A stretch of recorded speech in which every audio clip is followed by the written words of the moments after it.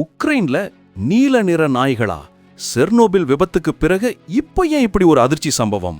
Ukraine செர்னோபில்னா 1986ல உலகமே உறைஞ்சு போன அந்த மிகப்பெரிய அணுக்கசிவு விபத்து நடந்த இடம்.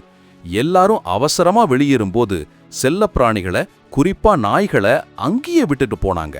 இப்போ சுமார் 700 நாய்கள் அங்க வாழ்றதா சொல்றாங்க. ஆனா இப்போ சில தினங்களுக்கு முன்னாடி அங்க உணவு வைக்க போனவங்களுக்கு பெரும் அதிர்ச்சி. திடீர்னு அங்கிருந்த நாய்கள் சிலது நீல நிறமா மாறி போயிருக்கு. இப்படி ஒரு நிறமாற்றம் நடக்கிறது இதுவே முதல் தடவைன்னு சொல்றாங்க. இது கதிர்வீச்சால ஏற்பட்ட மரபணு பிறழ்வா இருக்குமோன்னு மருத்துவர்கள் இப்போ பரிசோதனை செஞ்சிட்டு இருக்காங்க. ஏற்கனவே கதிர்வீச்சின் கோரத்தை சந்திச்ச அந்த பகுதியில இந்த அப்பாவி உயிர்களுக்கு ஏன் இப்படி ஒரு நிலைமைன்னு அங்க இருக்கிறவங்களே கலக்கத்துல இருக்காங்க.